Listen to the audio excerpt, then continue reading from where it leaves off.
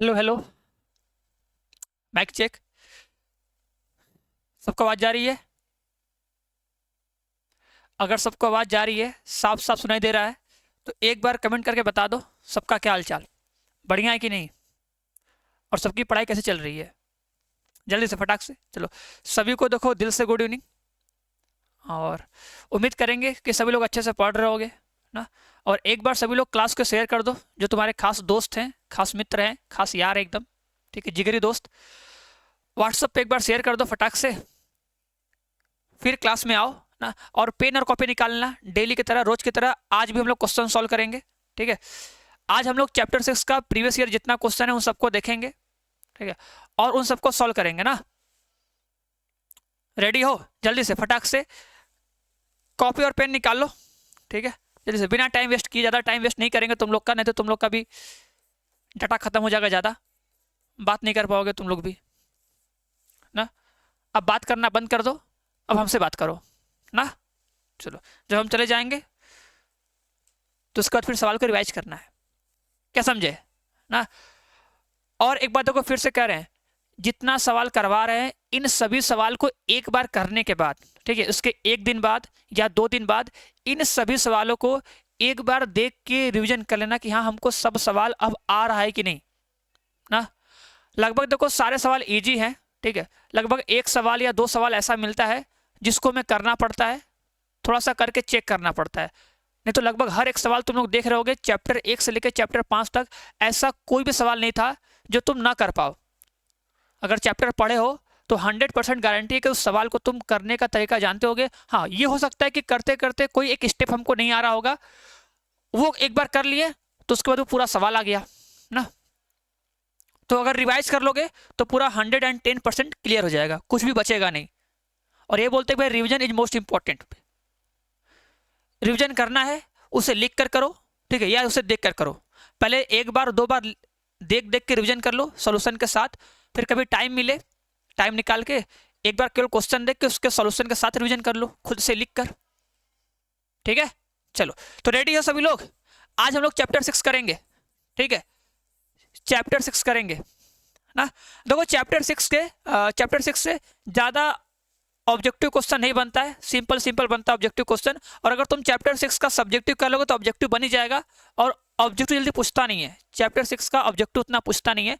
सन्निकट मान जो होता है ना, सन्निकट मान वाले से पूछता ऑब्जेक्टिव बस। और इसमें क्या पूछेगा, अधिकतम या उच्चतम मान वाला ऑब्जेक्टिव जल्दी नहीं पूछता, क्योंकि बहुत लंबा चला जाएगा। अगर पूछेगा भी तो ऐसा रहेगा सवाल जो एकदम इजी वाला होगा, वो आराम से कर लोगे। बात समझ में आ रही कि नहीं? स्टार्ट करें? चलो, उम्मीद करेंगे स्टार्ट करें, तुम लोग गुस्सा मत करना कि बहुत ज्यादा बकवास कर रहे हैं। चलो स्टार्ट करते हैं ना, पहले क्वेश्चन के साथ अपने। तो ये रहा हम लोग का पहला सवाल आप लोग के कंप्यूटर स्क्रीन पर, ठीक है। सभी लोग को क्वेश्चन को सॉल्व करिए। क्वेश्चन सॉल्व करने के बाद आंसर कमेंट बॉक्स में कमेंट करिए, ठीक है।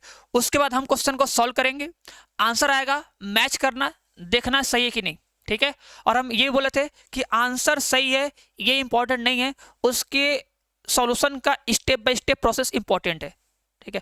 आंसर का नंबर तो मिलेगा ही मिलेगा, वो तो फिक्स है, लेकिन हमें साथ में ये भी देखना है कि हर क्वेश्चन को सॉल्व करते टाइम स्टेटमेंट कैसे लिखना है, उस चीज का प्रैक्टिस करना है। अगर वो चीज नहीं आ रहा है तो बुक खोल के हर क्वेश्चन को कैसे सॉल्व किया, या इस टाइप के क्वेश्चन को कैसे सॉल्व किया है, क्या स्टेटमेंट लिखा जाता है, कैसे लिखा जाता है, वो हम बुक के एग्जाम्पल के थ्रू समझ सकते हैं ना। तो जितने लोग को भी क्वेश्चन ये आ रहा है, ठीक है, कर लोगे, अच्छी बात है।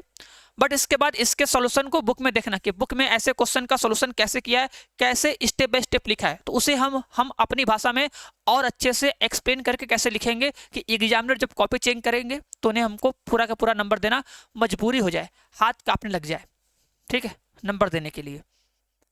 स्टार्ट करें? देखो ऐसे क्वेश्चन में क्या करते हैं, पहले लिखते हैं जो दिया है ने, क्या लिखा है, एक घन का आयतन 7 सेंटीमीटर क्यूब पर सेकेंड। देखो बताए थे सेंटीमीटर क्यूब है ना, सेंटीमीटर क्यूब मतलब ये आयतन है, और प्रति सेकंड है, इसका मतलब ये आयतन के परिवर्तन की दर है, बस बात खत्म। मात्रक से पहचानते हैं कि ये किस चीज के परिवर्तन की दर है। अगर यहाँ पे सेंटीमीटर क्यूब लिखा है तो क्यूब मतलब क्या, ये आयतन है, पर सेकंड मतलब ये आयतन के परिवर्तन की दर है समय के सापेक्ष, ये हमें दिया है। और क्या बोला है, उसका संपूर्ण पृष्ठ कितनी तेजी से बढ़ रहा है, जबकि घन की एक भुजा 12 सेंटीमीटर है। जब घन की भुजा 12 सेंटीमीटर हो तो उसके पृष्ठ क्षेत्रफल में कितने तेजी से वृद्धि हो रही है वो हमें निकालना है। तो घन मानना पड़ेगा। सबसे पहले मान लो घन, क्या बोलेंगे, माना।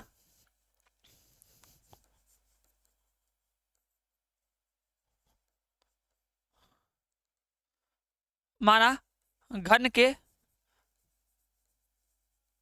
भुजा की लंबाई x है, ठीक है, ये मान लोगे, लिखोगे तथा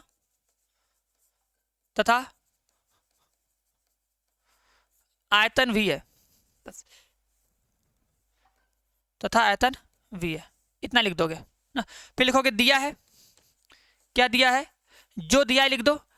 आयतन के परिवर्तन का दर दिया है ना, आयतन के परिवर्तन का दर दिया है, तो लिखोगे ऐसे dv अपॉन में dt बराबर कितना दे दिया है, 7 सेंटीमीटर क्यूब पर सेकेंड।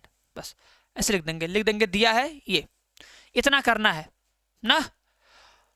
फिर क्या बोला है, उसका संपूर्ण पृष्ठ कितनी तेजी से बढ़ रहा है। संपूर्ण पृष्ठ मतलब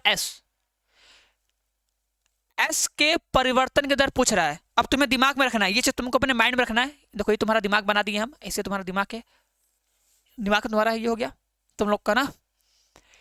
इस दिमाग में क्या रखना है, क्या पूछ रहा है हमसे, पूछ रहा है उसका संपूर्ण पृष्ठ कितनी तेजी से बढ़ रहा है। मतलब ds/dt सर हमसे पूछ रहा है, ds/dt हमसे सर जी पूछ रहा है, और किस पॉइंट पर, तो x इक्वल टू, जब भुजा कितनी है 12 सेंटीमीटर हो, जब x इक्वल टू 12 हो तब।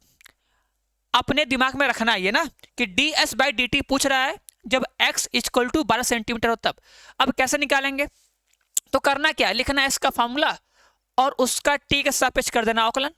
करें, चलो और करते हैं, बस वही चीज। देखो, अरे घन की भुजा माने x, आयतन हो गया v, आयतन के परिवर्तन का दर 7 सेंटीमीटर क्यूब पर सेकंड हो गया, ये दिमाग में रखना है। ये पूछ रहा है तो लिख दो घन का संपूर्ण पृष्ठ, ठीक है, क्या लिखेंगे, घन का संपूर्ण पृष्ठ। तो घन का संपूर्ण पृष्ठ कितना होता है, s बराबर होता है 6x का स्क्वायर। बस अब दोनों पक्षों का t के सापेक्ष अवकलन कर लो, लिख लेना दोनों पक्षों का t के सापेक्ष अवकलन करने पर, हिंदी में ही लिखना, इंग्लिश में नहीं ना। तो differentiate with respect to t, t के सापेक्ष अवकलन करने पर यहाँ पर जाएगा ds/dt आ जाएगा, यहाँ पे करेंगे 6 बाहर आ जाएगा, नंबर है, और ये x स्क्वायर का अवकलन कर देंगे हम लोग ना। अब देखो x स्क्वायर का जब अवकलन करेंगे तो अवकलन करने का रूल क्या होता है भैया, जो रूल होता है वही रूल होता है, और क्या, पावर 2 है, आगे आएगा कम हो जाएगा, कितना आएगा 2x आ जाएगा। अब हमको पता है ये सर x में है और कर रहे हैं t के सापेक्ष, इसलिए क्या आएगा, dx/dt से मल्टीप्लाई करेंगे बाय चेन रूल, और हमारा आंसर आएगा ds अपॉन में dt इक्वल टू 2 छक्का 12 dx अपॉन में dt सर आएगा आंसर। ये हो गया समीकरण नंबर 1। अब सर यहाँ समीकरण क्यों बनाया है, देखो अब अगर हमें ds/dt का मान चाहिए, सर ये x है तो x इक्वल टू तो 12 हो जाएगा, ठीक है, लेकिन ये dx/dt का मान कहां से आएगा, dx/dt मतलब भुजा के परिवर्तन की दर, वो चाहिए। अब इसे कैसे निकालेंगे, तो हम बता रहे हैं, इस चीज को याद रखना, जब ऐसा सवाल कभी भी आएगा यही करना, जब हम इसके पृष्ठ क्षेत्रफल के परिवर्तन का दर निकाल रहे हैं, अवकलन किए, तो यहाँ पे हमें x का मान तो पता है बट इसका मान नहीं पता है। अब इसका मान निकालने के लिए ना, देखो जो हमें आयतन दिया है ना, तो हम लोग आयतन के परिवर्तन का जो वैल्यू दिया है उसका यूज करके वहां से हम निकालेंगे भुजा के परिवर्तन का दर। कैसे निकालेंगे, देखो ऐसे लिखेंगे, देखो लिखेंगे घन का आयतन, ऐसे लिखेंगे घन का आयतन, घन का आयतन v बराबर क्या, भुजा का क्यूब, क्या हो जाएगा, भुजा का क्यूब। इसमें डिफरेंशिएट कर लो, बोलो differentiate with respect to t। समझ में आ रहा है कि नहीं, बस अब इसका अवकलन कर लो, कितना आएगा, dv अपॉन में dt आ जाएगा, यहाँ पे करेंगे dt होगा और ये हो जाएगा x के पावर 3। इसका अवकलन कर लो तो dv अपॉन में dt, इसका मान रख दे, इसका मान आ जाएगा कितना, 7 हो जाएगा, इसका मान 3 x का स्क्वायर इंटू में dx/dt आ जाएगा। अब निकाल लो dx/dt का मान, ऐसे एरो बना के बोलोगे सर जी हमको मिल गया कि dx/dt का जो मान आएगा ये सर बटे में आ जाएगा, 3/7 x का स्क्वायर हो जाएगा। बोलो कोई दिक्कत परेशानी? तो ये से निकाल लेंगे जो आयतन के परिवर्तन का दर दिया था ना, वही आयतन का लिखेंगे फॉर्मूला, दोनों पक्षों का अवकलन करेंगे तो वहां से हमें ds/dt मिलेगा। फिर वहां से हम लोग आयतन के परिवर्तन का दर का मान रख देंगे और फिर एक तरफ करके ds/dt का मान निकाल लेंगे। अब जब ds/dt का मान आ गया ना, इसका मान ला के समीकरण नंबर 1 में रख दो, बस हो गया काम। फिर x का मान 12 ही है, रख दोगे, ठीक है, रख दें। लिख दो ऐसे कि dx/dt का मान समीकरण 1 में रखने पर, ठीक है, रख दिया जाए तो बस यहाँ पे कितना था, ds/dt equal to 12x into में 7/3x²। बस इसी को देख लो, तो ds/dt इक्वल टू कितना आ जाएगा, कटेगा तो 3 से ये कट जाएगा, 3 चौका 12, 1x से कट जाएगा, यहाँ पे 4, 4 7 28, 28 में x आएगा, बस ये आ गया। अब यहाँ पे तो x का मान रख ही लोगे क्योंकि हमको पता ही भैया x का मान क्या रखना है। x इक्वल टू 12 पे दिमाग में था ना कि x इक्वल टू 12 पे उसके पृष्ठीय क्षेत्रफल के परिवर्तन का दर निकालना था, तो लास्ट में जो आंसर आएगा वहां पे हम 12 रख देंगे, बस काम खल्लास। ये रहा हम लोग का काम खल्लास। तो बोलोगे जब x इक्वल टू 12 सेंटीमीटर तब ds/dt 28/12, अगर कटेगा तो काट दो, तो 7/3 सेंटीमीटर स्क्वायर, क्योंकि एरिया है ना स्क्वायर रहेगा ना, तो 7/3 सेंटीमीटर स्क्वायर पर सेकेंड आएगा। 4 7 28, 4 3 12, ठीक है, बोलो सबका इतना आंसर आया है, 7/3 सेंटीमीटर स्क्वायर पर सेकेंड, इतना ही आंसर आएगा। तो जिसका भी है देखो इतना आंसर आया, ठीक है, समझ में आया ना, बस यही है, कुछ करना नहीं ना है, बस भुजा माने आयतन माने परिवर्तन दर लिखे, संपूर्ण पृष्ठ के निकाले परिवर्तन का दर, यहाँ पे इसका मान चाहिए था तो जो आयतन के परिवर्तन का दर था उसका फॉर्मूला यूज करेंगे, लिखेंगे आयतन का फॉर्मूला, अवकलन करेंगे, मान रखेंगे, इसका मान मिलेगा, जब इसका मान आ जाएगा तो लाके इसमें रख देंगे, बस एक बार कर लोगे याद हो जाएगा। अगर एक बार इस टाइप का सवाल कर लोगे याद हो जाएगा, और ऐसा टाइप एग्जाम में इस चैप्टर से पूछता है, एक को अगर पूछना होगा तो इस टाइप का एक सवाल पूछेगा, ठीक है। तो इस टाइप का 2 सवाल घर पे प्रैक्टिस कर लेना, बुक खोलना, और इस टाइप का जो घन का सवाल होगा, भुजा का परिवर्तन का दर, ऐसे वाला जो सवाल होगा, 2 सवाल बुक से लगा लेना, ठीक है, कि ये चीज खत्म हो जाए कि यार इस टाइप का कोई सवाल आएगा तो हम कर लेंगे ना। चलो नेक्स्ट क्वेश्चन आते हैं। अब देखो ये क्वेश्चन है, ये क्वेश्चन भी वेरी इंपॉर्टेंट है। चलो वीडियो को पॉज करके आराम से इस क्वेश्चन को लगाओ, ठीक है। देखो यार पढ़ रहे हो तो बस अच्छे से पढ़ लो, ठीक है, अगर पढ़ रहे हो तो बस अच्छे से पढ़ लो और सारा सवाल लगाओ बस, ठीक है। कॉपी खोले हो, पेन लिए हो तो सारा सवाल लगाओ। देखो कितना तेज लगा सकते हो, 1 घंटे में अगर तुम सारा सवाल लगा लोगे तो आराम से बढ़िया से रिवीजन हो जाएगा। और इन सब क्वेश्चन का स्क्रीनशॉट लेते रहना, स्क्रीनशॉट लेके 1 दिन या 2 दिन बाद इन सभी सवाल को फिर से दोबारा रिवाइज करना, देखना कि इन सब सवाल को कर पाते हो कि नहीं ना। चलो देखो ऐसे सवालों को करने का एकदम सिंपल तरीका, एकदम आसान तरीका, बस लिखो, लिखा है ना, ऐसी 2 धन संख्याएं ज्ञात कीजिए जिनका योगफल 15 है, ठीक है। और ये मोस्ट इंपॉर्टेंट सवाल है, यहाँ 15 हो सकता है, 16 हो सकता है, 6 हो सकता है, कुछ भी रहेगा ना। तो बस लिखोगे माना, इसके सॉल्यूशन में देखो ऐसे लिखोगे, बोलोगे माना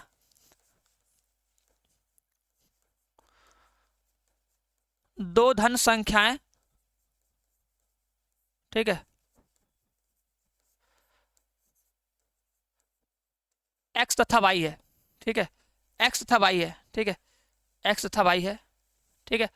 उसके बाद तो दिया है, दिया है क्या कि x plus y equal to 15, जो दिया होता है उसे हम लोग क्या करते हैं, समीकरण नंबर 1 बनाते हैं। जो दिया होता है उसे हम लोग बनाते हैं समीकरण नंबर 1, और उसी का हम लोग यूज करते हैं चेंज करने में। कैसे देखो बता रहे हैं। अब हमें क्या सिद्ध करना है, हमें सिद्ध करना है जिनके, तो सिद्ध करना है जिनके वर्गों का योगफल न्यूनतम हो। वर्गों का योग लिखोगे, अब s बराबर कितना होगा, वर्गों का योग, तो x का स्क्वायर प्लस y का स्क्वायर। ये हमें दिखाना है कि इनके वर्गों का योगफल न्यूनतम है। अब देखो न्यूनतम या अधिकतम का मतलब वही सिंपल सा, हम लोग करेंगे द्वितीय अवकलज परीक्षण। अगर 2 बार अवकलन करके मान रखने पर आंसर आएगा प्लस में तो बोलेंगे न्यूनतम है, और अगर 2 बार अवकलन करके मान रखने पर आंसर आएगा माइनस में तो बोलेंगे उच्चतम है। एकदम सिंपल सा लॉजिक ना। तो ये फलन आ गया ना, बस हमें क्या करना होता है, जिस फलन को हमें उच्चतम या न्यूनतम दिखाना होता है, या जिस किसी को भी हमें अगर उच्चतम या न्यूनतम दिखाना है तो बस क्या करो, उसका 2 बार लगातार कर दो अवकलन, बस ये करना पड़ेगा। और जो प्रथम बार अवकलन करते हैं वहां से हम लोग अपने वेरिएबल का मान निकालते हैं, फिर उसी वेरिएबल का मान रखते हैं द्वितीय अवकलज में, रख देंगे, फिर देखेंगे अगर प्लस में आएगा तो निम्नतम है, माइनस में आएगा तो उच्चतम है। अब अगर हम इसका अवकलन करने जाएंगे तो ये x है, ये y है। अब इसका किसके सापेक्ष करेंगे, x के सापेक्ष कि y के सापेक्ष, ये प्रॉब्लम आएगी ना। ये फंक्शन है, हम लोग अगर इसका अवकलन करने जाएंगे तो किसके सापेक्ष करेंगे, x के सापेक्ष या फिर y के सापेक्ष। तो इसलिए हम लोग यहां पर जो दिया होता है ना उसका यूज करते हैं चेंज करने में ना। देखो यहां से तुम y का मान निकाल के रख दो या x का मान निकाल के रख दो, जिससे होगा क्या कि s बराबर जो फॉर्मूला दिया है ना वो केवल सिंगल एक वेरिएबल में होगा, या तो x में हो जाएगा या तो y में हो जाएगा। फिर जिस वेरिएबल में होगा उसका उसके सापेक्ष अवकलन कर लेना। अब यहाँ पे y का मान रख दो, हम y का मान रख रहे हैं ना, y का मान कितना आ जाएगा, +15 माइनस x का होल स्क्वायर। लो लिख दो समीकरण नंबर 1 से।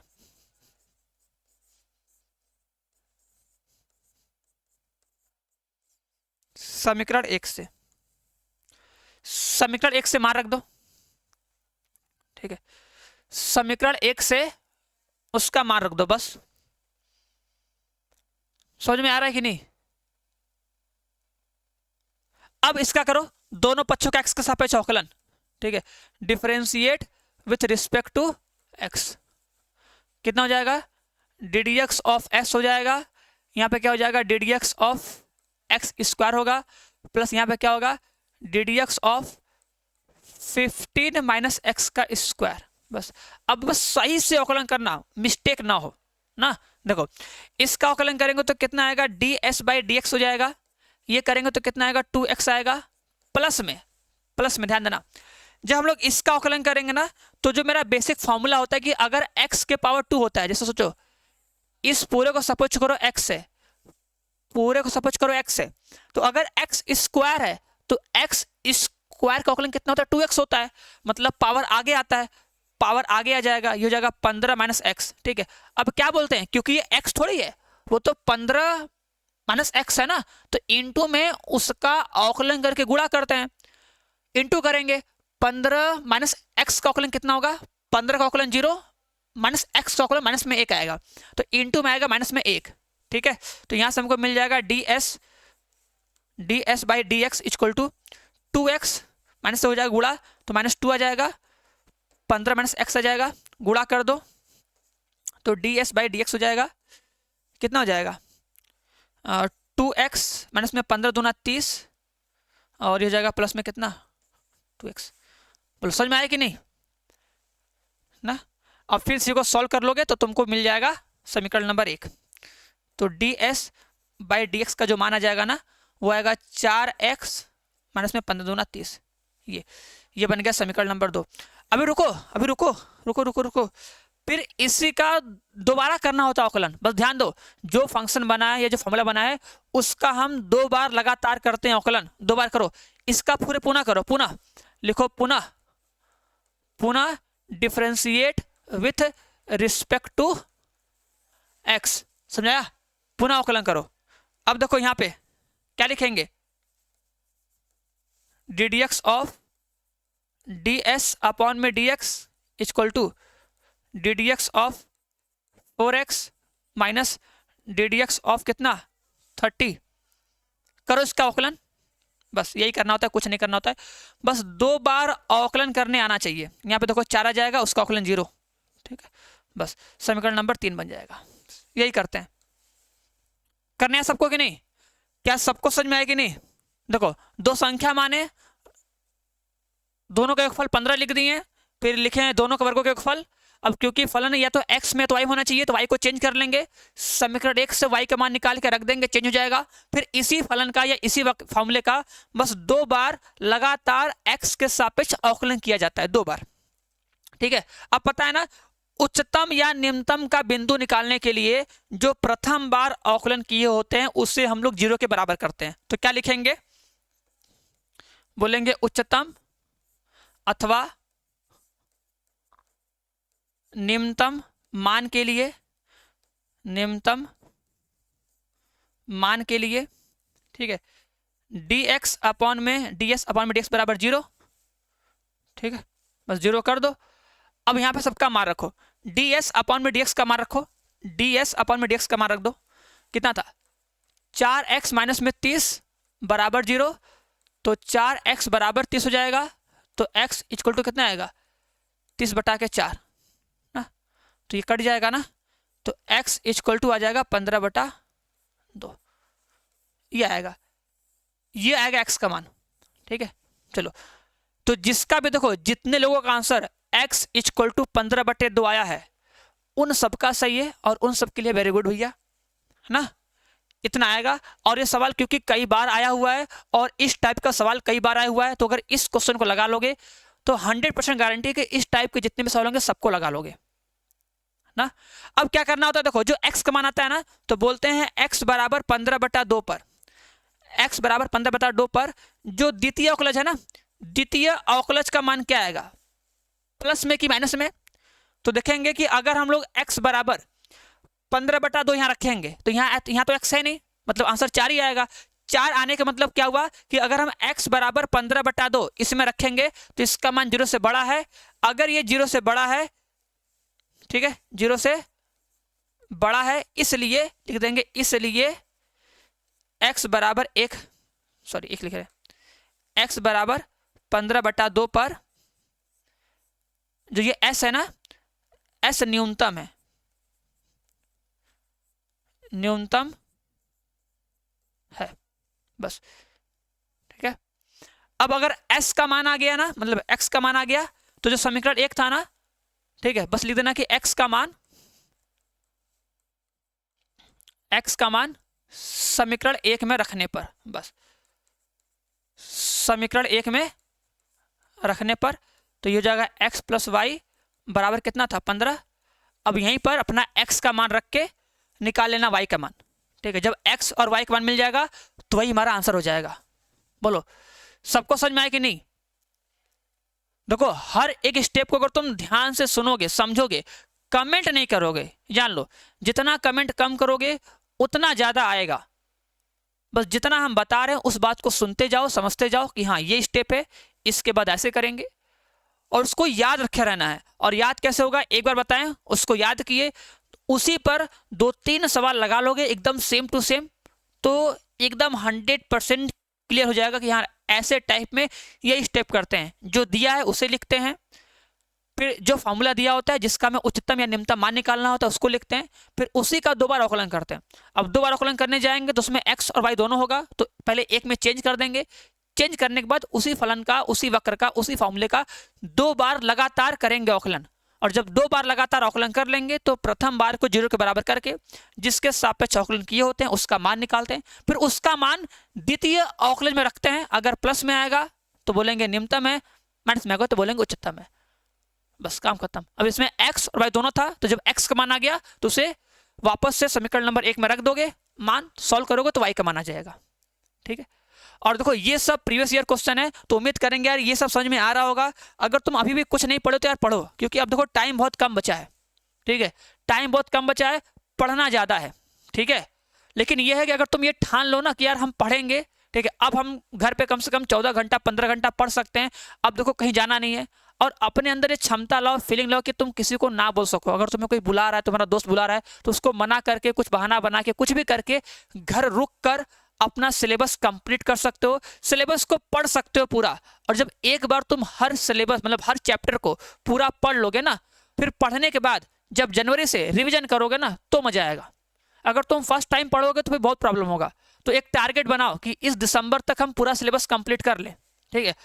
और अगर सिलेबस कंप्लीट करना चाहते हो कम टाइम में ना, तो सबसे ये कहेंगे जो भी तुम्हारे दोस्त हैं या तुम खुद हो, अगर अभी तक अच्छे से नहीं पढ़े हो ना, या सिलेबस कंप्लीट कर चुके हो, रिवीजन करना चाहते हो, क्वेश्चन प्रैक्टिस करना चाहते हो अधिक से अधिक ना, तो सबसे अच्छा यही चीज़ है, सबसे बेस्ट है कि इस वरदान बैच 3.0 को ज्वाइन कर लो। ये एक कंप्लीट क्रैश कोर्स है जिसमें हर एक सब्जेक्ट का चैप्टर 1 से पूरा कंप्लीट तैयारी करवाया जा रहा है, ठीक है। इसमें तुम्हें हर एक चैप्टर का 1 शॉट मिलेगा, ठीक है। देखो अगर तुम ऐसे पढ़ोगे तो पढ़ नहीं पाओगे। जब कोई टीचर पढ़ाते हैं थोड़ा सा कोई गाइडेंस होता है, थोड़ा डर होता है, एक टाइम टेबल होता है कि हाँ क्लास चल रहा है तो हमें क्लास करना है, ठीक है। तो जब टाइम से हर चीज़ फिक्स होता है ना, तो ना पढ़ते हुए भी हमको पढ़ना पड़ता है ना। तो अगर सीरियस हो तो 2 महीने अच्छे से पढ़ने में सीरियस हो जाओ, ठीक है।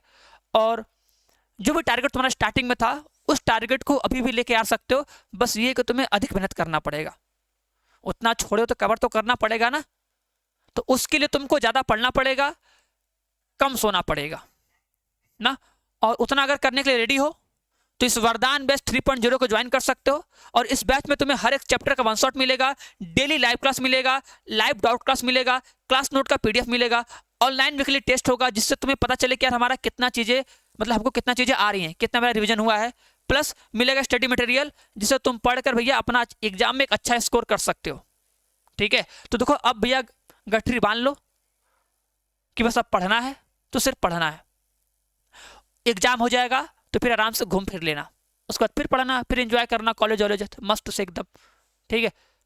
लेकिन चाहते हो कि हम दोबारा से कक्षा 12 में एंजॉय करें तो बात ही अलग है, दोबारा एंजॉय करना, मजा आ जाएगा और हमको भी तुमको भी, ठीक है। दोबारा मिलेंगे यहीं पर ना, क्योंकि बहुत लोग मिलते हैं जो लास्ट टाइम में आते हैं, बोला जाता है फिर भी समझते हैं नहीं, ठीक है।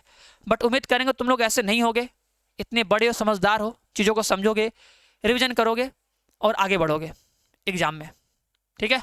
चलो तो मिलते हैं हम लोग बैच में, इस क्लास में। उम्मीद करेंगे तुम लोग जरूर आओगे। समझ में आए कि नहीं? हम लोग बढ़ते हैं नेक्स्ट क्वेश्चन पे अपने।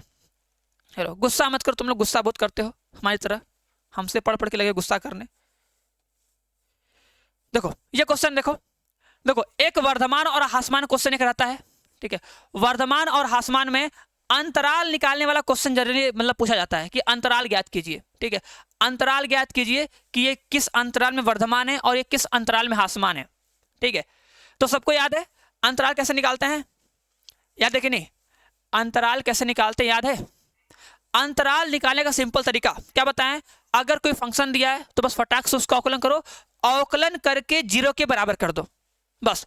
जब अवकलन करके 0 के बराबर करोगे तो x का मान मिलेगा। अब उसी x के मान को संख्या रेखा पर दिखा के अपना अंतराल बना लो, बस पहले काम ये करो।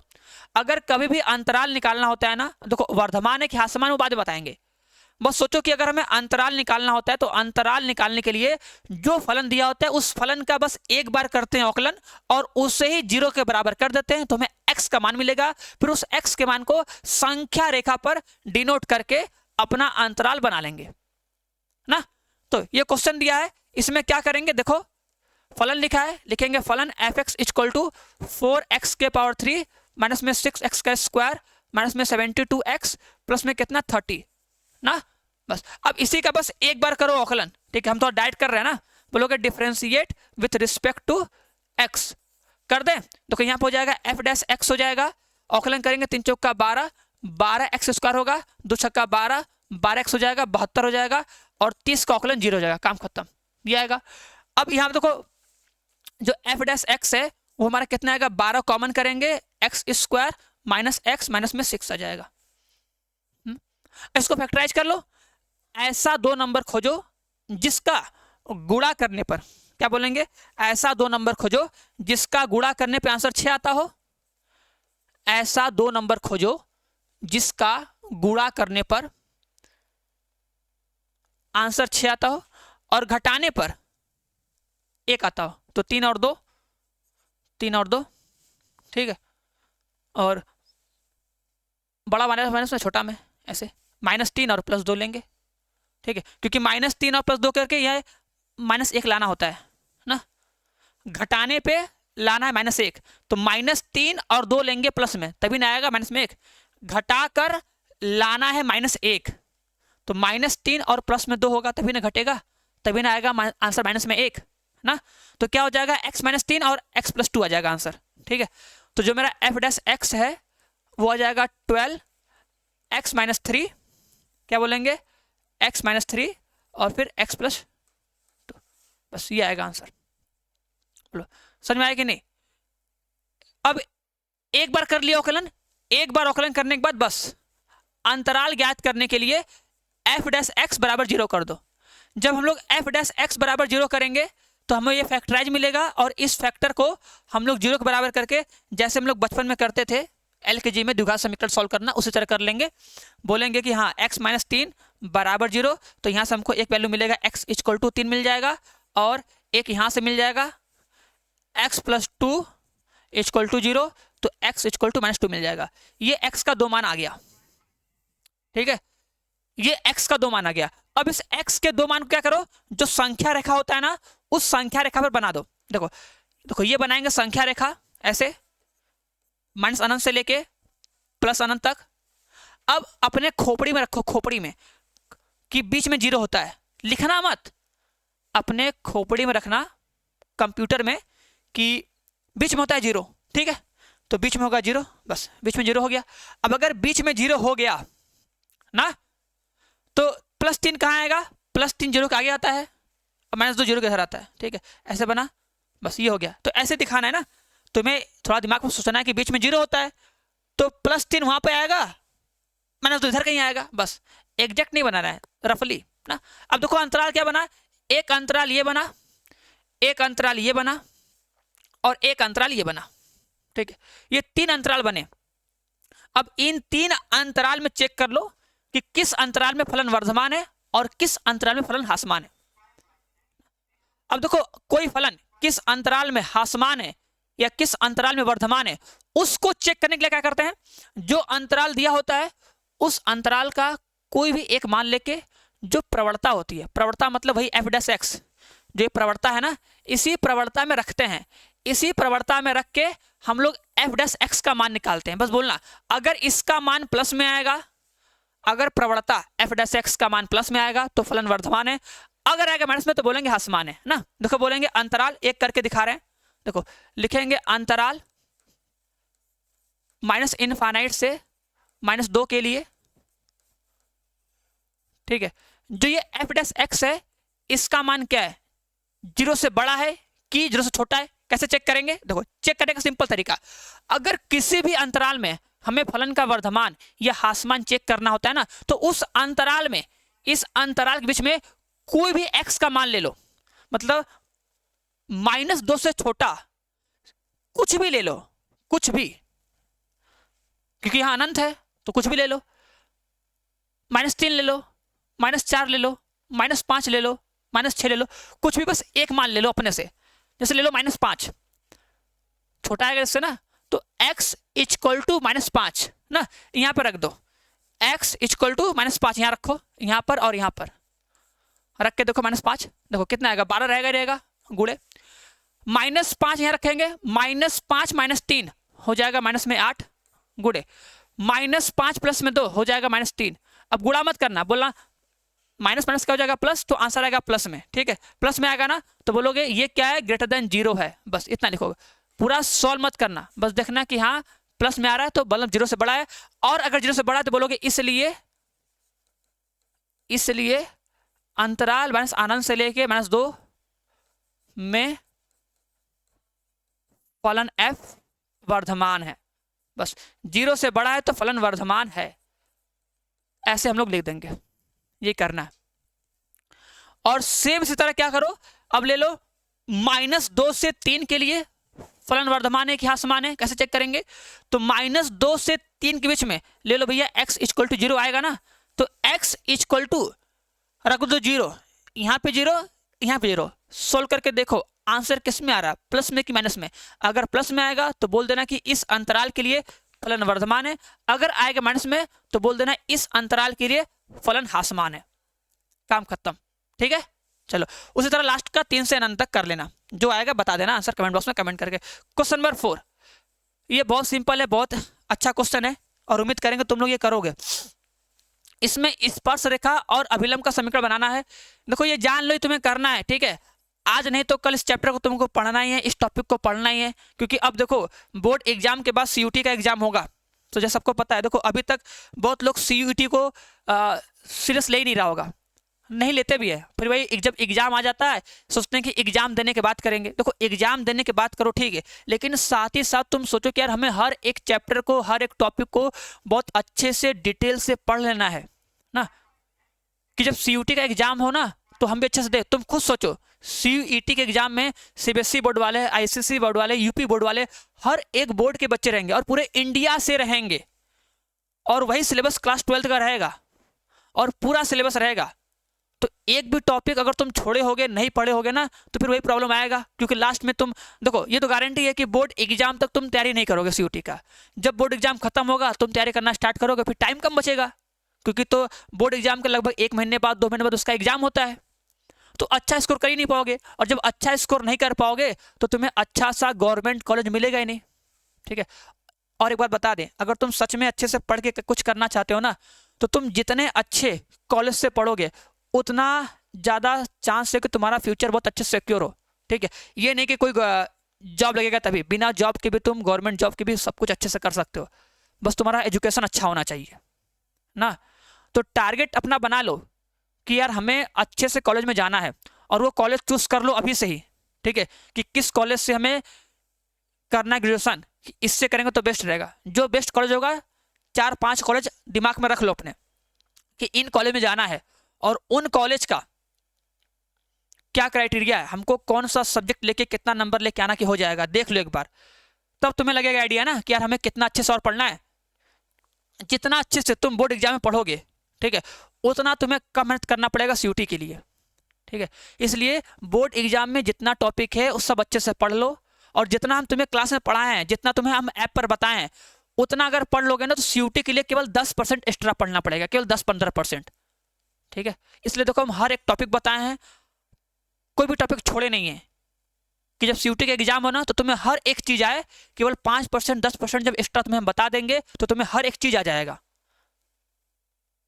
अगली बार बहुत सारे लड़के हुए हैं सिलेक्ट, इस बार भी होंगे। बस ये है कि अभी टारगेट तो बोर्ड एग्जाम रखो कि बोर्ड एग्जाम में भी यार अच्छा परसेंटेज करना है, वो गारंटी हो जाएगा, लेकिन साथ में सीयूईटी को भी दिमाग में रखना है और उसके बारे में हल्का फुल्का जानते रहो, ठीक है। सर यूट्यूब बताते हैं, यूट्यूब पे वीडियो देखते रहो, ठीक है।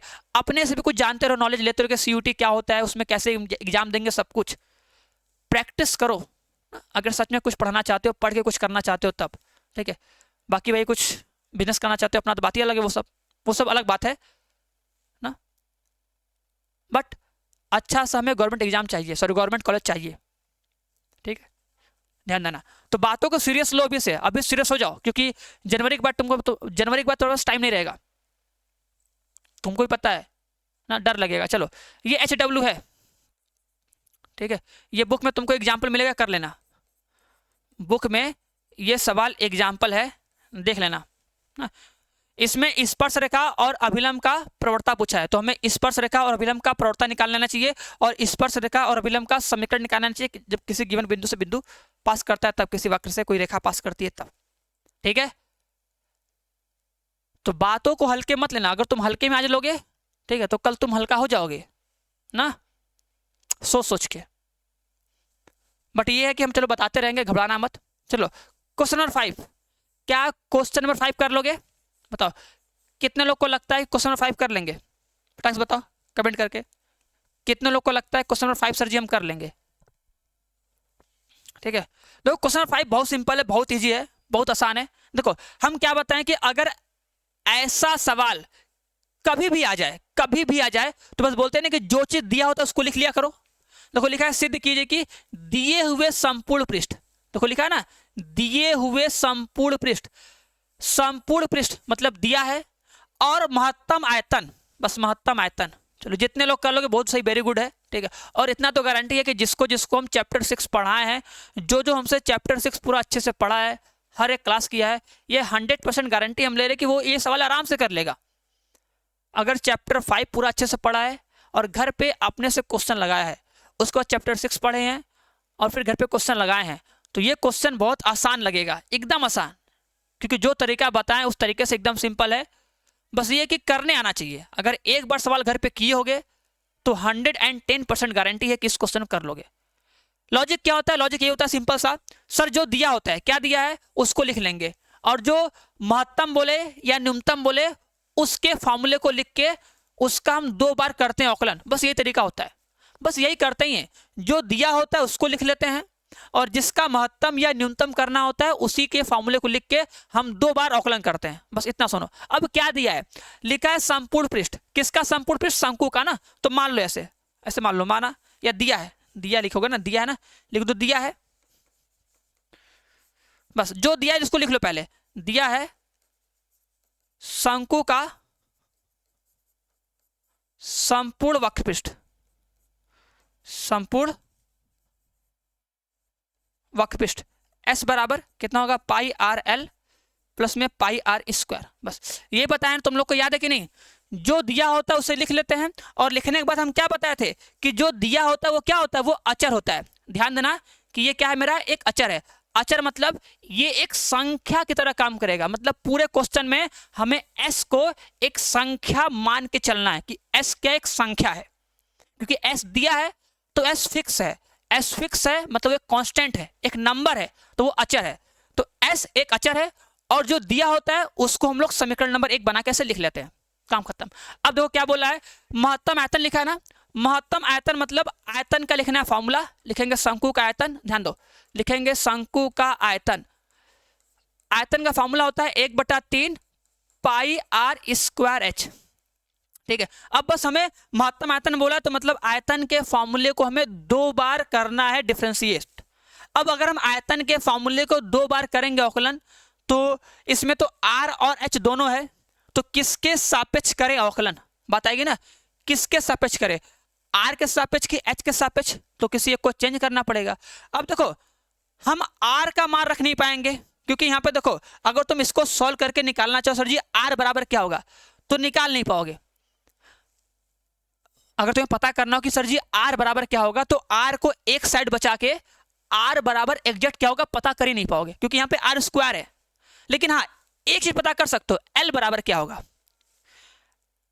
ये है ना, इसको इस साइड कर दोगे, यहां बचेगा पाई आर एल, फिर L को बचाओगे, ये बट्टी में आ जाएगा। तो L बराबर क्या होगा पता चलेगा R के पदों में। तो हम L को R में चेंज कर सकते हैं, L को ना। तो अगर L को R में चेंज कर सकते हो तो हम यहाँ क्या करेंगे, पहले H को चेंज कर दो, यहाँ पे स्क्वायर कर दो। जब यहाँ पे स्क्वायर करेंगे ना तो ये हो जाएगा। अब एक चीज पता होगा शंकु के लिए, ठीक है, देखो एक बार सवाल लगाओगे तो पता होगा ना कि भैया यहाँ पे क्या हो जाएगा, L स्क्वायर माइनस में क्या R स्क्वायर। अब बस हो गया। अब इसको क्या कर लो, इसको Z मान लो, इसको Z मान लो, यहाँ पे Z लिख के आराम से 1/9 पाई का स्क्वायर R के पावर 4, और यहाँ पे L का मान रख दो। L का मान हो जाएगा S माइनस में कितना पाई R का स्क्वायर अपॉन में कितना पाई R का होल स्क्वायर माइनस में R का स्क्वायर। बस यही करना है। अब देखो सारा टर्म R में हो गया ना, जब सारा टर्म R में हो गया तो बस काम खत्म। इसी का 2 बार R के सापेक्ष कर दो औकलन, और R के सापेक्ष औकलन करके 2 बार करोगे तो जब प्रथम बार औकलन की होगे, प्रथम बार औकलन को 0 के बराबर कर दोगे, वहां पे S का मान रख दोगे, पूरा सिंप्लीफाई करके R का मान निकाल लोगे, और जब R का मान मिल जाएगा तो उस R के मान को द्वितीय अवकलज में रखोगे तो आंसर आएगा माइनस में, तो बोलोगे R बराबर दिस पर इसका आयतन उच्चतम है, काम खत्म। ठीक है, अब बोलोगे सर इसमें सिद्ध करना है, इसमें सिद्ध करना है कि इसका अर्ध शीर्ष कोण कितना, ये सिद्ध करना है ना। आप तो बतेबा नहीं किए। अरे हम बोले ना पहले जो 2 काम वो करो, जब वो 2 काम कर लोगे ना तो लास्ट में क्या करना है, सिद्ध करना है ना। सोचो अब अर्ध शीर्ष कोण क्या होता है। अगर हम शंकु बनाए, ये शंकु बना दिए ऐसे, ठीक है, ये बनाए, ये बनाए, ये एंगल थीटा हो गया, ठीक है, ये H होता है, ये R होता है, ये H, ये R और ये L होता है, ये होता है ना, होता है ना। तो साइन थीटा बराबर क्या होगा, साइन थीटा बराबर क्या होगा, आधार बटे, ये लंब होगा, आधार होगा, आधार बटे कण, अरे लंब होगा ना, सॉरी आधार बोल रहे, अरे मिस्टेक हो गया, सॉरी, लंब बटे कण होगा ना। अरे इसके सामने कौन है, ये है ना, तो भुजा के सामने जो होता है लंब होता है, तो लंब बटे कड़। तो देखो हमें किसका मान चाहिए, हमें आर का और एल का मान चाहिए। तो जब तुम अवकलन करके 0 के बराबर करोगे तो वहां से आर का मान आ जाएगा, फिर वहीं पे यहाँ पे आर का मान रख देना, फिर एल का मान रखोगे, एल से एल कट जाएगा, आ जाएगा आंसर 1/3। ठीक है, तो थीटा बराबर हो जाएगा साइन इनवर्स 1/3। तो लास्ट में आर का और एल का मान रखेंगे, बस काम खत्म। और स्टार्टिंग में जो काम किया मान लो, स्टार्टिंग में मान लोगे माना, ऐसे माना, फिर अपने से माना शंकु के आधार की त्रिज्या आर, ठीक है,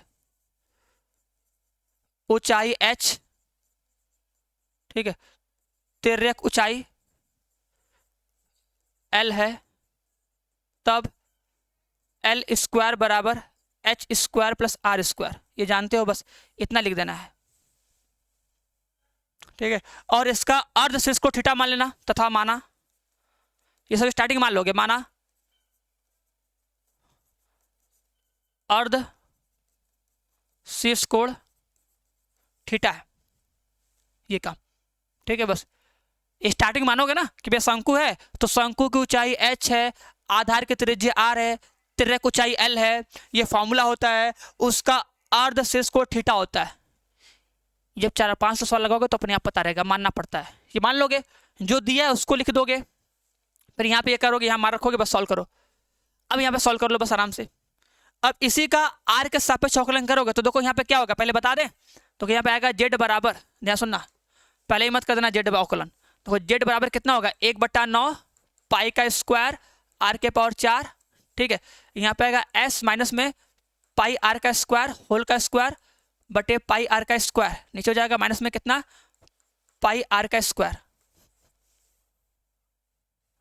सही है ना,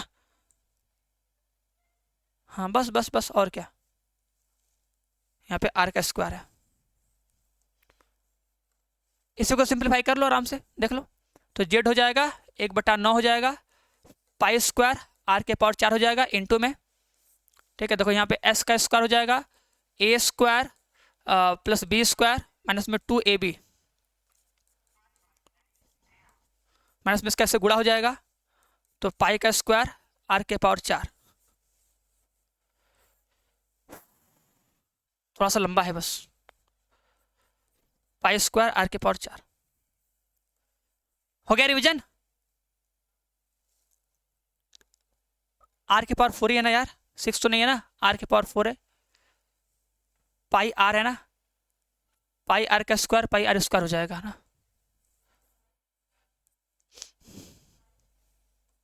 ठीक है, स्क्वायर स्क्वायर कट जाएगा।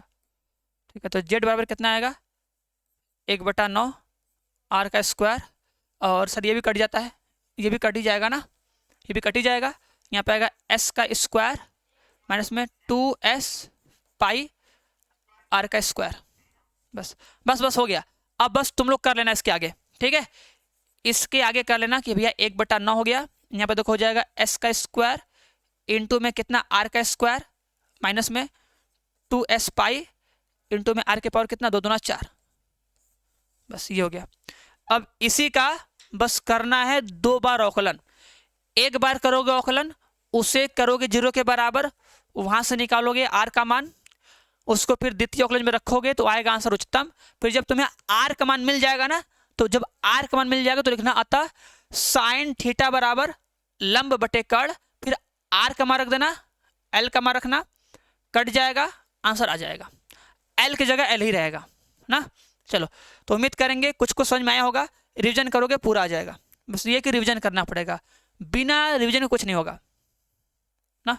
चलो, अब ये क्वेश्चन देखो, ये क्वेश्चन भी वेरी इंपॉर्टेंट है, ठीक है, और ये क्वेश्चन कई बार आया है और इसे हम कई बार करवाए हैं, यूट्यूब पर भी करवाए हैं ना, और क्लास में बताएं कि इसे कैसे करना है। तो जितने लोग देखो बात माने होंगे, जो लोग क्वेश्चन को किए होंगे, जो लोग हमसे पूछे होंगे, तो उन्हें 100% गारंटी क्या आएगा। ठीक है, तो इस क्वेश्चन को सभी लोग सॉल्व करेगा, इस क्वेश्चन को तुम्हें घर पे सभी लोग सॉल्व करना है, और जिसको भी नहीं आएगा क्वेश्चन सॉल्व करने, घबराना मत, जिसको भी क्वेश्चन सॉल्व करने नहीं आएगा, ठीक है, इस डाउट नंबर पर ना व्हाट्सअप कर देना, व्हाट्सअप करके हमसे पूछ लेना, हम बता देंगे पूरा सॉल्यूशन के साथ, और गारंटी दे रहे हैं कि ये तुम्हें सवाल 110% आ जाएगा। अगर आता है तो एक बार कॉपी पे कर लो, अगर आता है तो एक बार कॉपी पे करके इसको फटाक से रिवीजन कर लेना कि यार हमको आ रहा है कि नहीं, step by step solution revision कर लेना। और अगर नहीं आता है तो जो डाउट नंबर दिया है ना, जब तुम ऐप में ज्वाइन हुए होगे तो जो डाउट नंबर दिया है उस डाउट नंबर पे व्हाट्सअप करोगे, हम तुम्हें समझा देंगे, बता देंगे। हाँ, कॉल मत करना, नहीं तो उठाएंगे थोड़ी हम ना। तो इस पे करना। बाकी अगर कोई लोग सॉल्व कर लेगा तो सॉल्व करने के बाद भी इस डाउट नंबर पे सेंड कर देगा, हम देख लेंगे कितने लोग सॉल्व किए हो। मुश्किल से 1% लोग सॉल्व करोगे तो उन्हीं 1% लोग टॉप करते हैं एग्जाम में, क्योंकि सब तो टॉप थोड़ी करते हैं ना। तो जान लो अगर 1% में रहना है तो 1% वाला मेहनत भी करना पड़ेगा, ठीक है, और बार बार करना पड़ेगा। ओवर कॉन्फिडेंस नहीं कि हाँ एक बार सर लगा चुके दोबारा नहीं लगाएंगे, ऐसा नहीं होना चाहिए, ठीक है। चलो आगे बढ़ते हैं। 7 क्वेश्चन है, ये तो आराम से हो जाएगा ना। जैसे पहला क्वेश्चन बताए थे, चलो इसका क्वेश्चन तुम लोग कमेंट करोगे, फटाक से करो सॉल्व इसको।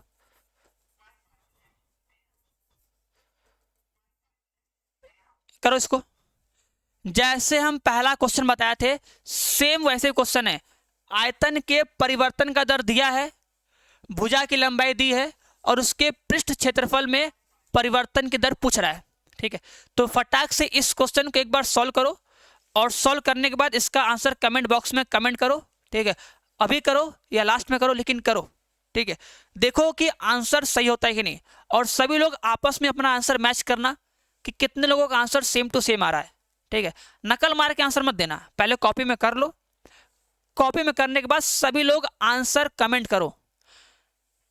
जो आंसर अधिकतर लोगों का आया होगा, अधिक लोगों का आएगा, वो जीत जाएगा, ठीक है। जैसे वोट होता है ना, वही वाला। फटाक से करो करो, सभी लोग करो, टाइम दे रहे हैं, टाइम दे रहे हैं। अगर पढ़ रहे हो तो टाइम दो, करो, क्लास में ही करो, ठीक है। और जो क्वेश्चन दिए होमवर्क के लिए उसे होमवर्क में करना, जो क्लास में दिए क्लास में करो, फटाक से।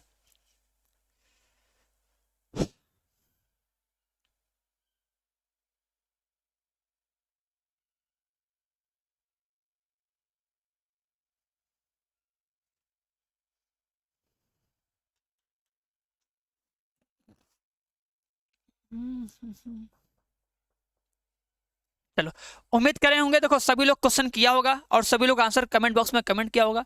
तो देख लो जिस क्वेश्चन का मतलब जिस आंसर का कमेंट ज्यादा है वही आंसर सही है। तो जिसका आंसर सही है अच्छा सा प्यारा सा भी स्माइल कर देगा चेहरे पे अपने कि चलो यार सही तो हो गया मेरा ना। और जिसका सही नहीं हुआ वो भी स्माइल करेगा, और क्या, स्माइल करने में क्या जाता है ना। करो, लेकिन ये है कि थोड़ा अच्छे से पढ़ो, आंसर सही हो ना। आते क्वेश्चन नंबर 8। क्वेश्चन नंबर 8 देखो, x के पावर x का पूछा है निम्नलिखित मान। देखो निम्नलिखित मान निकालना उच्चिष्ट मान निकालना बहुत इजी होता है ना। क्या करेंगे, निम्नलिखित मान निकालना हो या उच्चिष्ट मान निकालना हो तो क्या करेंगे, जो फलन दिया है उस फलन का हम लोग लगातार करेंगे 2 बार अवकलन, ठीक है। चलो करो इसको फटाक से, चलो सभी लोग मेरे साथ करो, बोलोगे माना y बराबर x के पावर x, ठीक है। फिर इसका हम लोग करते हैं 2 बार लगातार अवकलन, सभी लोग करो। अब ये फलन के ऊपर फलन है तो ऐसे फलन में क्या करते हैं, बोलते हैं दोनों पक्षों का लॉग लेने पर, लॉग लेने पर ना कितना हो जाएगा, लॉग वाई बराबर लॉग एक्स के पावर एक्स, ठीक है। तो कितना हो जाएगा, लॉग वाई इक्वल टू कितना होगा, एक्स इंटू में लॉग एक्स। समझ में आया ना। अब बोलेंगे differentiate with respect to x, दोनों पक्षों का एक्स के सापेक्ष अवकलन करने पर। कर लो, यहाँ पे कितना आ जाएगा, देखो आ जाएगा d d x of log y, और यहाँ पे क्या होगा d d x of x into में लॉग एक्स। तो यहाँ पे फर्स्ट इंटू सेकेंड का लग जाएगा प्रॉपर्टी। करो करो, अपनी कॉपी में करते रहो, हमको बताओ मत, करते रहो ना। देखो लॉग वाई का कितना होता है, 1/y, यह आएगा डी वाई अपॉन में डी एक्स। यहाँ पे first function into second function का अवकलन, ठीक है, plus second function into first function का अवकलन, इतना हो जाएगा। यहाँ पे करेंगे तो आएगा डी वाई अपॉन में d x equal to y, यहाँ पर हो जाएगा एक्स इंटू में 1/x प्लस कितना हो जाएगा log x। समझ में आ रहा है कि नहीं ना? तो यहाँ से क्या मिल जाएगा, डी वाई अपॉन में d x equal to y bracket में 1 प्लस log x, ये मिलेगा। अब जब एक बार कर लिया अवकलन तो इसे बनाते हैं समीकरण नंबर 1, ठीक है। एक बार किया अवकलन तो इसे बनाएंगे समीकरण नंबर 1, ठीक है। चलो अगर देखो सबको समझ में आया है ना, तो एक बार सभी लोग इसी का फिर दोबारा अवकलन करो, इसी का फिर हम लोग करेंगे दोबारा अवकलन। फटाक से एक बार सभी लोग इसका दोबारा करो अवकलन। देखो अब किसका सही आता है, पुनः differentiate with respect to x, पुनः दोनों पक्षों का एक्स के सापेक्ष अवकलन करो। पुनः एक बार जल्दी से, पुनः एक्स के सापेक्ष दोनों का अवकलन करो जल्दी से। क्या लिखेंगे, d d x of d y upon में d x equal to d d x of y into में 1 प्लस लॉग एक्स ना। लगा दो फर्स्ट इंटू सेकेंड का प्रॉपर्टी, y का मान मत रखना, y का मान मत रखना, ठीक है। करो यहाँ पे फर्स्ट इंटू सेकेंड का प्रॉपर्टी लगाओ, हो जाएगा डी टू वाई अपॉन में d x square equal to पहला फलन इंटू में दूसरे फलन का अवकलन, ठीक है, प्लस दूसरा फलन इंटू में पहले फलन का अवकलन। ये इतना हो जाएगा बस। उसके बाद सॉल्व कर लो तो हो जाएगा डी टू वाई अपॉन में d x square equal to, देखो ये 1 0 हो जाएगा, यहाँ पे y बाई एक्स हो जाएगा, तो y बटे एक्स हो जाएगा, प्लस यहाँ पे y हो जाएगा, तो 1 प्लस log x, और आंसर कितना आएगा, डी वाई अपॉन में डी एक्स। ये तो देखो जिसका जिसका ये आया है उसका ठीक है। देख लो क्या सबका यही आया है, जो द्वितीय अवकलज है, द्वितीय अवकलन करने पर इतने ही आंसर आया है, y by x plus 1 plus log x d y upon d x, इतना आया है। अगर आया है तो कमेंट बॉक्स में कमेंट कर दो यस सर आया है, और जिसका आया है भैया सही है, अच्छा है, मेहनत कर रहे हो, रिवीजन कर रहे हो, पढ़ रहे हो, बस ऐसे ही पढ़ते रहना कि एग्जाम तक सब दिमाग में रहे और एग्जाम में अच्छे से कर पाओ ना। बताओ ठीक है। ये फलन दिया था, हमको पता था इसमें लॉग लेना पड़ेगा, लॉग लिए, लॉग लेने के बाद बस इसी का 2 बार लगातार कर देते हैं अवकलन, ठीक है। अब देखो उच्चतम अथवा निम्नतम के लिए क्या बोलते हैं, बोलते हैं उच्चतम अथवा निम्नतम के लिए, या उच्चिष्ट अथवा निम्निष्ठ के लिए, निम्निष्ठ के लिए जो फलन होता है, ठीक है, उसके प्रथम बार अवकलन को क्या करते हैं, 0 के बराबर करते हैं। उसके प्रथम अवकलन क्या करते हैं, 0 के बराबर। प्रथम अवकलन को करेंगे 0 के बराबर, तो यहां से क्या मिलेगा, मिलेगा y 1 प्लस कितना log x बराबर 0, और यहां से मिल जाएगा कितना हमको 1 प्लस log x बराबर 0, 1 प्लस log x बराबर 0, और यहाँ बोलेंगे चूंकि y तो कभी भी 0 के बराबर नहीं होगा, इसलिए 1 प्लस log 0 बराबर होगा। इसको उस साइड करेंगे तो यहाँ पे आएगा 1, कितना आ जाएगा 1 इक्वल टू माइनस में कितना log x, ठीक है। इसको क्या लिख देंगे log e, और ये माइनस से इसको पावर कर दो, क्या हो जाएगा log x के पावर -1, log से log कट जाएगा तो e इक्वल टू कितना आएगा x के पावर -1, तो e इक्वल टू कितना हो जाएगा 1/x हो जाएगा। और इसे अगर हम दोनों साइड उल्टा कर दें तो कितना हो जाएगा 1/e इक्वल टू x, तो x का मान कितना आएगा 1/e आएगा। निकाल लोगे ना, x इक्वल टू आएगा 1/e। देखो जो प्रथम बार होता है अवकलन उसे 0 के बराबर करके हम लोग अपने x का मान निकाल लिए। अब जो x का मान आया उसे क्या करेंगे, जो हमारा द्वितीय अवकलज होता है इसमें रखते हैं। सोचो अब अगर हम x इक्वल टू रखेंगे 1/e, और ये तो 0 होगा, देखो क्योंकि हमको पता है जो dy अपॉन dx है ये 0 है, ये तो 0 हो जाएगा, खत्म हो जाएगा। अगर यहाँ पर रखेंगे 1/e तो 1/e e इंटू आई होगा, तो प्लस में रहेगा, प्लस मतलब 0 से बड़ा रहेगा। तो क्या बोलेंगे कि x इक्वल टू 1/e पर जो हमारा द्वितीय अवकलज है, द्वितीय अवकलज है ये प्लस में है, ठीक है, ये प्लस में है। अगर ये प्लस में तो बोलेंगे इसलिए x बराबर 1/e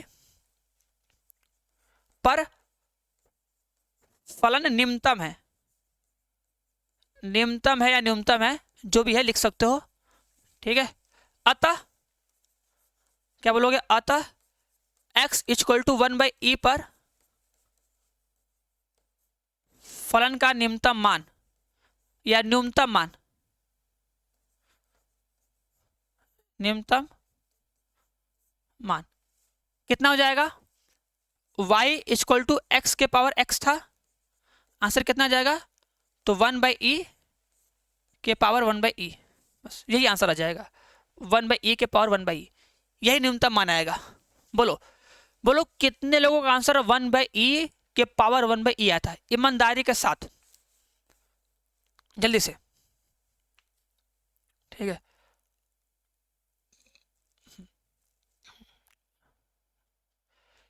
कितने लोगों का आंसर यही सेम आया था, ठीक है। और जो बताएं प्रोसेस, उस प्रोसेस को एकदम रट्टा मार के तरह तुम्हें करना है। और रट्टा कैसे मराएगा, जब तुम किसी क्वेश्चन को 4 बार लगाओगे तो रट्टा मारा जाएगा एकदम, ठीक है।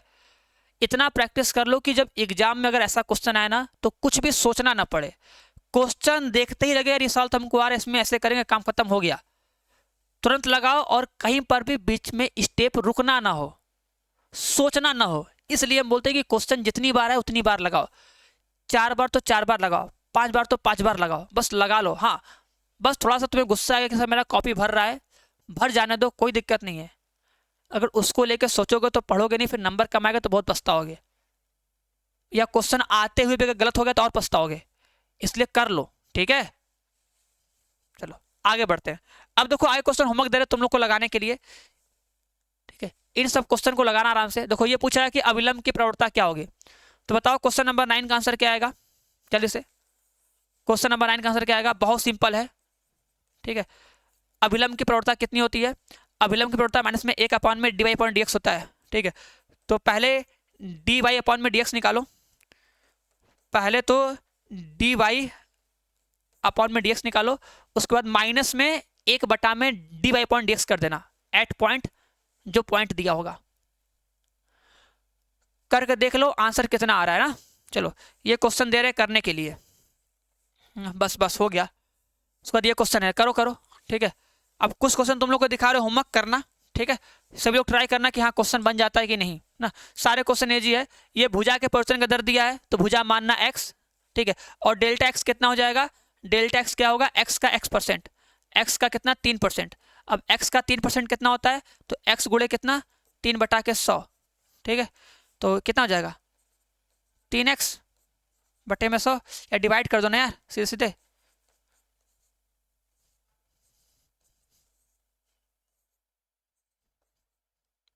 ये डेल्टा एक्स बन गया। क्या पूछा है, घन के आयतन में, अच्छा याद है आयतन में सन्निकट परिवर्तन कैसे लिखेंगे, डेल्टा वी।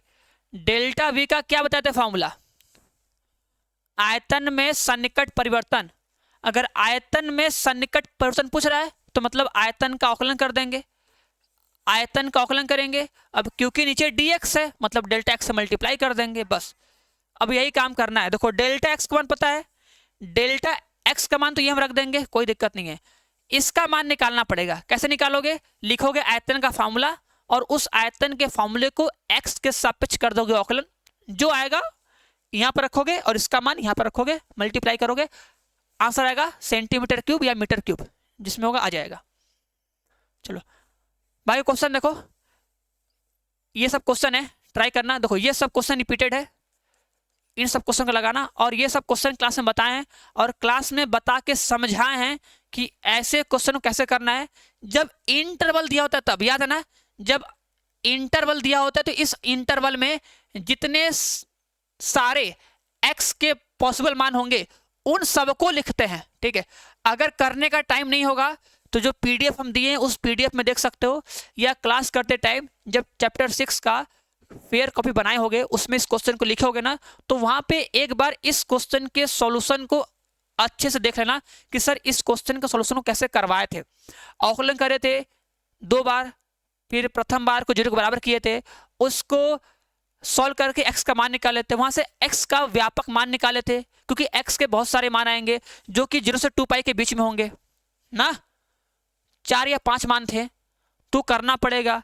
तो अगर टाइम है तो एक बार करके देखना आ रहा है कि नहीं। अगर कभी बीच में अटक जाओ तो जो सॉल्यूशन है उससे देख लेना, ठीक है, और समझ लेना कि अरे हाँ यार ये तो ऐसे होगा, तो बोलना अच्छा हाँ ऐसे होगा ये, बस फिर आ जाएगा, फिर कभी नहीं भूलोगे ना। तो एक बार इस क्वेश्चन जरूर करना ना, रिक्वेस्ट है, इस क्वेश्चन को एक बार जरूर करना। समझ में आया? बस ये क्वेश्चन है, ये क्वेश्चन तो बहुत सिंपल सिंपल है ना। बताओ, इसमें लिखा है 255 के पावर 1/4, तो हमारा क्या होगा एफ एक्स बराबर कितना हो जाएगा, x के पावर 1/4 होगा। अब इसमें क्या करते हैं, देखो बहुत लड़के क्या करते हैं ना, इतनी बार बता चुके हैं, लड़के लड़कियां इतनी कितनी बार बता चुके हैं, अरे x जो लेते हैं ना, x वो ऐसा मान होता है कि जिसका हम लोग वैल्यू जानते हो, जिसको हम सॉल्व कर सके। सब इसका आंसर वो ले लेंगे कि x इक्वल टू 4 हो जाएगा आंसर डायरेक्ट। अरे x इक्वल टू 4 नहीं होता है, हम बोलते हैं x इक्वल टू इसके आसपास, मतलब 255 के आसपास ऐसा कौन सा नंबर है जिसका हम लोग 1/4 रूट ले सकते हैं। तो देखो 4 का जब तुम स्क्वायर करोगे 4 के पावर 4, तो 16 का स्क्वायर कितना होता है, 256 होता है, ठीक है। तो बोलोगे ना कि अगर 256 है, 256 के पावर 1/4 होगा, ऐसे बोलेंगे ना, अगर 256 के पावर 1/4 होगा तो उसका आंसर 4 आएगा। तो सब मान लेते हैं x इक्वल टू 4।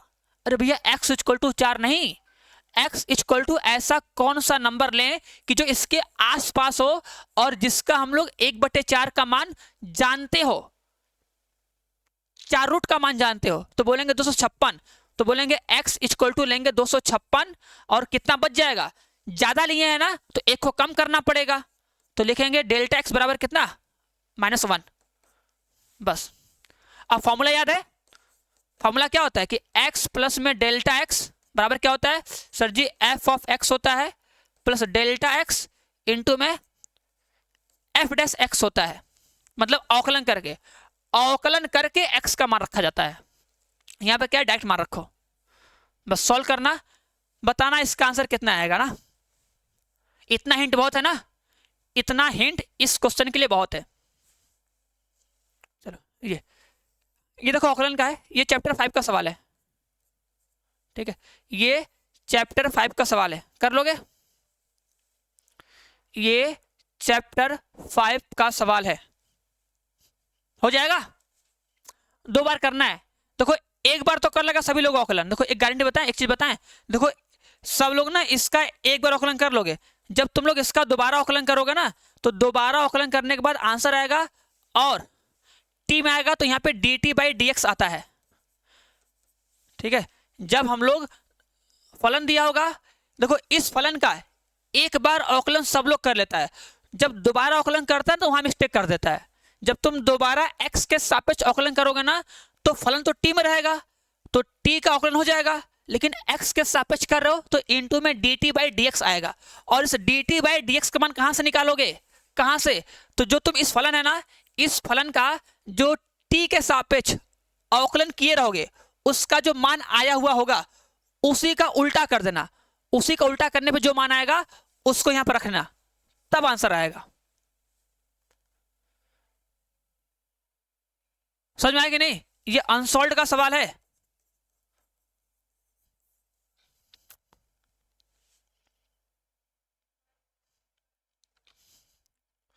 तो करना, पहले निकालना dy/dx, उसके बाद उसका दोबारा अवकलन करना, और ध्यान देना कि इसमें dt/dx आएगा, फिर इसका मान कहां से रखोगे, तो जो एक बार अवकलन किए होगे ना उसी का उल्टा करके रख देना, क्योंकि हमें dx/dt का मान पता होगा, तो dt/dx उसी का उल्टा रख देना, आ जाएगा मल्टीप्लाई करके। फिर चलो बस लास्ट क्वेश्चन है, लास्ट क्वेश्चन, अब ये सॉल्व हो जाएगा। ये तो करवाए हैं ना क्लास में, सिंपल है, यूट्यूब पर भी करवाए थे सवाल ऐसा। इसका मान निकालना है, ये अगर f(x) इक्वल टू 3x का स्क्वायर है प्लस में 5x है प्लस में 3 है, तो f डैश x भी निकाल लेते हैं, कितना आ जाएगा 6x हो जाएगा प्लस में 5 हो जाएगा ना। तो यहाँ से अगर हम पता करें कि f ऑफ 3 का मान कितना आएगा, ठीक है, और f डैश 3 का मान कितना आएगा, दोनों निकालते हैं ना, तो 6 3 18, 18 5 ये होगा ना, क्योंकि देखो जब यहाँ पे है इसको जब तोड़ेंगे तो x इक्वल टू 3 आएगा और डेल्टा एक्स इक्वल टू कितना आएगा 0.02 आएगा, मिला था ना। और यहाँ पे 3 रखोगे, 3 का स्क्वायर 9, 9 3 27, 5 3 15 प्लस में 3 8 8 7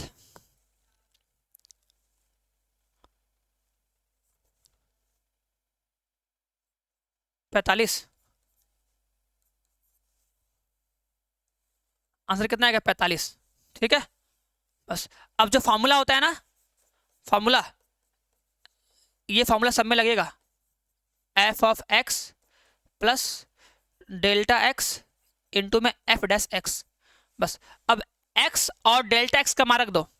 ठीक है, यहाँ पे एक्स का मान, यहाँ पे डेल्टा एक्स का मान, यहाँ पे एक्स का मान, यहाँ पे डेल्टा एक्स का मान, और यहाँ पे एक्स का मान।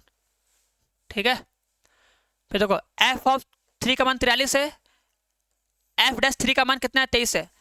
एफ डैश 3 का मतलब क्या, अवकलन करके 3 रखो, अवकलन करोगे तो 6 आएगा, 5 आएगा, तो 6 त्रिक 18, 18 और 5 23 हो जाएगा, 23 आएगा। यहाँ पर रखो 3 त्रिक 9, 9 त्रिक 27, 27 और 3 30, फिर 15 3 45 हो जाएगा ना। वही बात, सबका मान रखना फिर सॉल्व करना।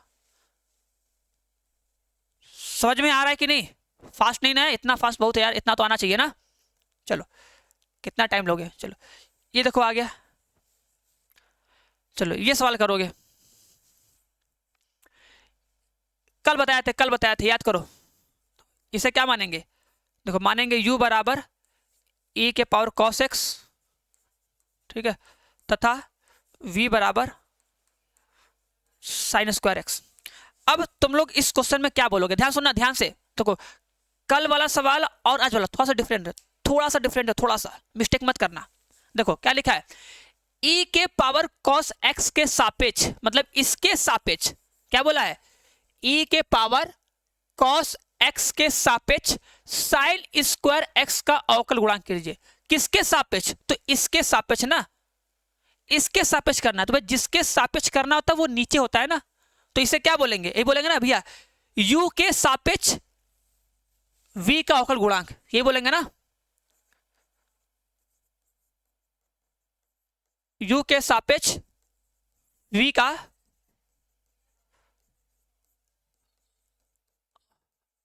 अवकल गुणांक, है ना। अर्थात इसी को अगर भाषा में लिखे अपनी भाषा में तो क्या बोलेंगे, v का u के सापेक्ष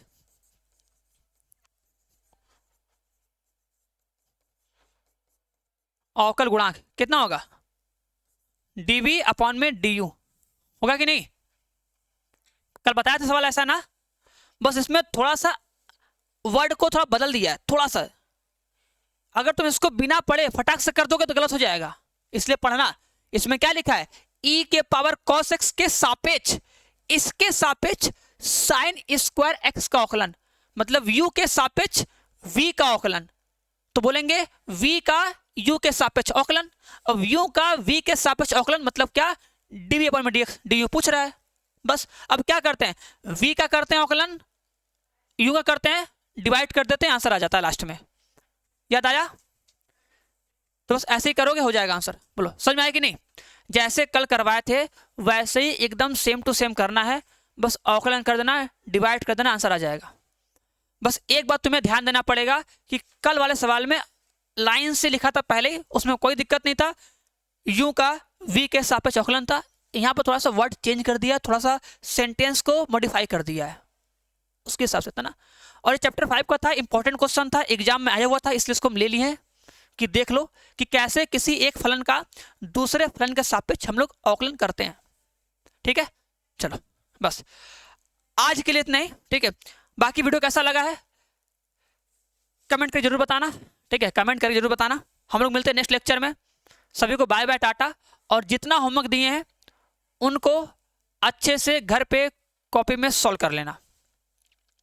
ठीक है ना, ये मत सोचना कि सर जी हम इसे एक बार कर चुके हैं, इसको सर हम 3 बार किए अब नहीं करेंगे। अगर 3 बार किए हो तो जहां पर किए होगे उसे देख के कम से कम रिवीजन कर लेना कि हाँ ऐसे ऐसे किए थे तो इसका आंसर इतना आया था। ठीक है, कम से कम इतना कर लेना। अगर तुम्हारे पास टाइम नहीं है, तुम्हें लगता है टाइम जाएगा, पेन जाएगा, कॉपी जाएगा, अगर इसे माइंड में आ रहा है तो उसको बचा के कम से कम जहाँ पे सॉल्यूशन किए होगे उसको तो कम से कम ढूंढ के उसे अच्छे से देख के समझ लेना, ठीक है। लेकिन जो लॉन्ग क्वेश्चन था उस लॉन्ग क्वेश्चन को करना पड़ेगा। शॉर्ट क्वेश्चन को देख के समझ जाना, लेकिन लॉन्ग क्वेश्चन को करके प्रैक्टिस करना कि कहीं बीच में हम फंस तो नहीं रहे ना। लॉन्ग क्वेश्चन देखो सबको आता है, बस करते करते बीच में कहीं पर हम फंस जाते हैं जहाँ पे हमको सॉल्व करने नहीं आता है, भूल जाते हैं। इसलिए लॉन्ग क्वेश्चन को बोलते हैं लिख के प्रैक्टिस कर लिया करो, ठीक है। बाकी देख देख के तो रिवीजन करते ही हैं, एक दो बार लिख के प्रैक्टिस कर लेंगे जिससे पूरा 100% हो जाएगा ना, ठीक है। तो चला जाए, तो चलो सभी को बाय बाय टाटा ना, सभी को बाय बाय टाटा, मिलते हैं नेक्स्ट क्लास में। तब तक के लिए सभी लोग क्या करो, हंसते रहो, मुस्कुराते रहो और स्वस्थ रहो, मस्त रहो, पढ़ते रहो ना। समझ में आ रहा है कि नहीं, बढ़िया से। चलो तो सभी लोग स्वस्थ रहो, मस्त रहो भैया और पढ़ते रहो। हम लोग मिलते हैं कल अब, ठीक है।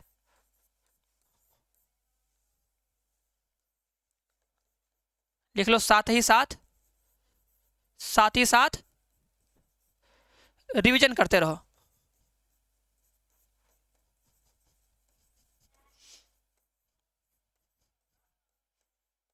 ठीक है, चलो समझ में आया कि नहीं सबको। चलो सभी को गुड नाइट, सभी को प्यारा प्यारा गुड नाइट, बढ़िया से दिल खोल के गुड नाइट भैया, ठीक। हाँ चलो तो बस चलते हैं, लास्ट बस बातों को याद रखना और जितना बोलें क्लास में उन सभी बातों को अच्छे से सुनना और समझना और सोचना कि वैसे ही करना है, ठीक है। जो होमवर्क दिए वो भी करना है और जो समझाएं उसको समझना है ना। चलो तो चला जाए अब, बोलो, ठीक है। चलो तो चलते हैं, हम लोग मिलेंगे नेक्स्ट क्लास में। बस ये last, bye bye tata good night.